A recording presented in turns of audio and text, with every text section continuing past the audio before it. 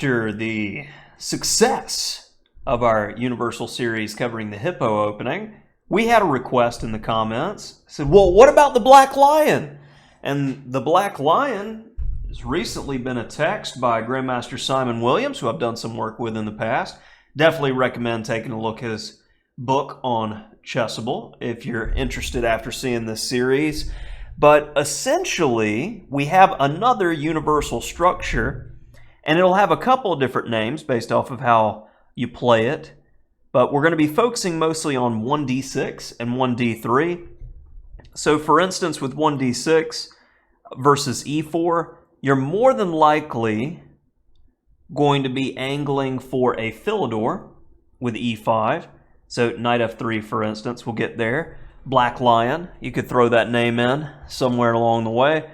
Being prepared for lines like d takes e5, but the general structure that I want you to be aware of, and let me go ahead and throw in some of the normal moves. It's generally this pawn structure for black. This is our picturesque approach. So when I come back to move 1, it also works against d4, knight f3, c4, where we are essentially, you can play e5 immediately here, and Alexander Bortnick also plays these types of systems quite a lot. You're not worried about the trade of queens, and hopefully we'll have some example games where you'll see that. But if they're feeling ambitious, one knight f3, and lo and behold, we're getting the same sort of structure, except white has chosen a different scheme of development. And you go, well, how, pray tell, does this work when we're playing white? If you play e4 and try to get there, it's not always going to work. It'll work against Sicilians, but d3 straight away. And we're going to be a tempo up with those positions that we've already seen. For instance, I'll go a completely different way for black. And we're getting our mirror image structure. Yet again, we have our picture of what we're going to be going for with this universal system. And throughout the games, I'll try to highlight key ideas, what I'm going for, and why I'm going for it. So let's get to some games, shall we? Okay, let's get it. Jumping in the queue. And we'll stick to 3 minutes as we can get faster games, and we'll have a wide rating range, plus or minus 500, starting at 1500 for this series. 1501, in fact. And we're getting our characteristic d3, and this makes me want to go e4 straight away as he's playing a Dutch against us. And if he takes, we already have some ideas looking at the king and some variations. Ooh, take back. Oh man. Oh man. This is starting to bode well. I feel good about our chances when we're starting off with just normal natural moves. Pain. I'm sorry. Yeah. I like winning, but I don't like winning like that. I'm going to be completely honest. That's just dirty. All right, d6. Okay, so looking at f7. F7 is the weakest part of the camp. I'm going to move the knight out, covering so there's no quick checkmate type stuff if I can draw arrows today. Okay, let's go ahead and I'm going to get a pawn in the center. If he plays knight f3, I need to watch for knight g5, so I'd go bishop e7. I think bishop e7 is completely okay here. So we're just going to, yep, castles, so knight g5 is not an issue. We're happy to trade the knight and bishop for the rook and f7 pawn. So let's go ahead and stick him there. And then c6 is a precursor to b5, getting a little bit of space. Normally they want to play a4 to stop the expansion, but since he already played a3, that seems kind of problematic. Now I've got this certain type of flexible structure. He's looking to come around. So I see this and I say, okay, can I stop everything? I don't see that I can stop everything. I kind of want to go knight c5 with the idea of going knight e6. Maybe I'm the one getting a square as well. But as I'm seeing this, his bishop's stronger than ours. So let's go bishop e6, and you get two things at the same time, and I'm eyeing some key squares. All right, there's definitely a key square there, and I want to fight for it. Question is 2d4 or not 2d4, and I think d4 is the correct answer. And this way, as I'm putting a knight here, if he captures, I have a protected passed pawn forever. Now at this point, it's a trade down job to win the ending. I like moves like a5, so I can go knight d7, knight c5, and maybe g6 followed by f5, push, push, push. Or just take the free e-pawn. You know, keep it simple, stupid. This is one of my problems. I'm thinking about the long-term plans when I'm playing positions, and I forget that, you know, tactics exist in simple things. Should we or should we not take? I like the idea of waiting a move, and f5 is a good move anyway to gain some space. Let's see what he's going to do first. Because bishop b4 could be met by a5, and then he's just going right back. And bishop anywhere else, knight c3 could be an issue. Let's go ahead and freeze that. That makes concrete weaknesses. And now I could discover with d5, but it's looking kind of messy. So that doesn't seem necessary.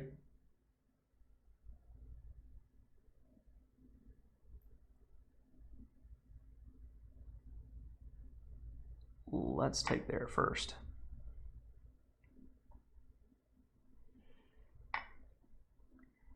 And I'm going to pin because we're up material. We have a massive center.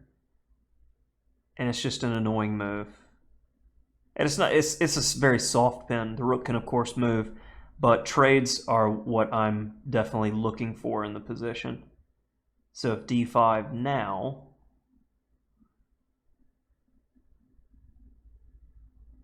I like it a lot better than I did earlier. Okay.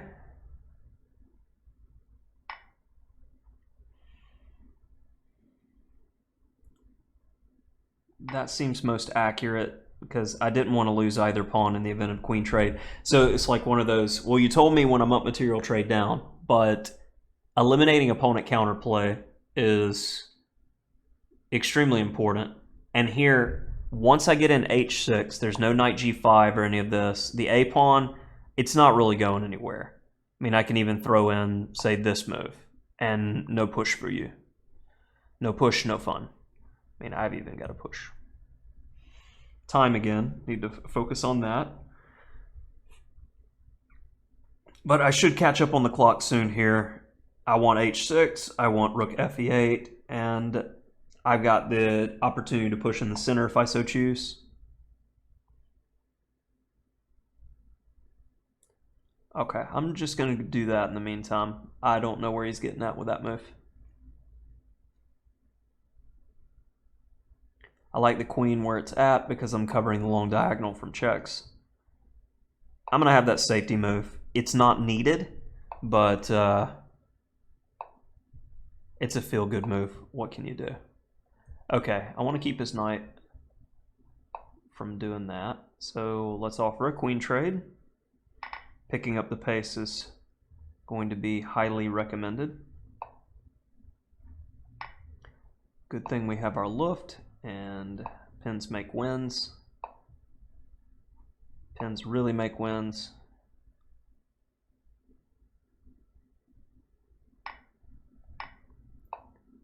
All right, can we trap them? Looks like it. Our pawns are doing a great job here. So we can pre-move that and then no hands. Okay, so we'll actually look at that one because there was something to analyze there. And let's make sure that we've got the database showing as we're going through. And let me, where is the, can I get rid of arrows?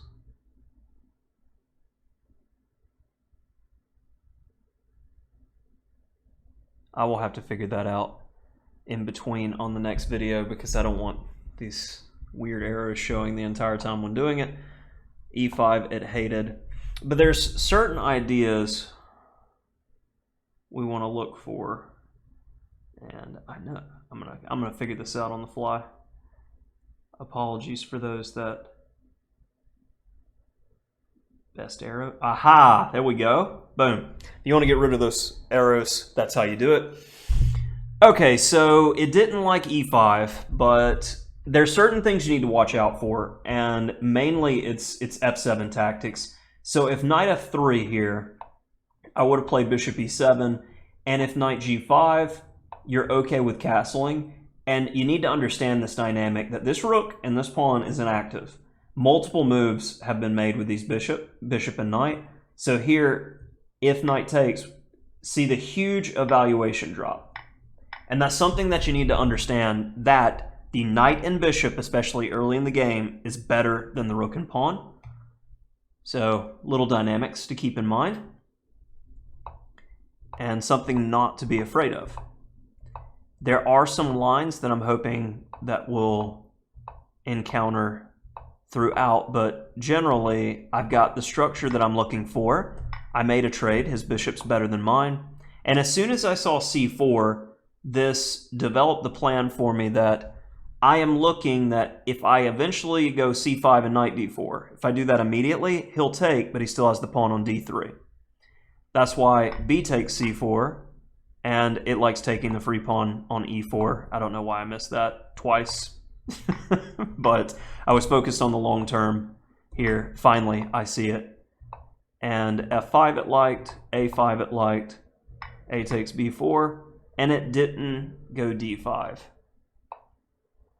As rook b5, there's lots of pawns being hit, and this just, yeah, unnecessary complications. When I say that, but it actually worked out in the main game. And then it was pretty straightforward from here, which I had time to explain. I want to limit the squares of the knight where it can't really do anything. And then I'm forcing the trade. He can't protect the last pawn.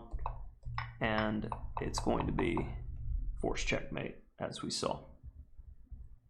So, okay, a good one to start off. And let me go ahead and hit one more idea while I'm thinking about it. Important to cover this in this move order. Important to go bishop e7, and it's DE, DE, and bishop f7. This is a line that looks really scary, but notice what the engine eval is already saying. Black by 4/10. Okay, knight g5 check. This is just ridiculous, right? King g6 is scoring very well, and king g8 is also playable, I believe. Yeah, where knight e6, queen e8, and you're like, oh my god, white's just wrecking our structure. But not that. Definitely don't follow me on that. Queen takes g2, and you'll notice there are games in the database. White's winning a little bit more than black here, but I think this is more of a surprise value type thing because black is doing completely fine according to the engine in these positions. They're messy, but the better prepared player definitely has the edge in this type of position. If you coordinate your pieces, white's king's still stuck in the middle. I mean, our king's no treasure either here, but it's a game. And I'm hoping to get at least one of these throughout playing in this series. And as we got a decent introduction and a halfway decent game that we've looked at, we will call it for this first video of our series.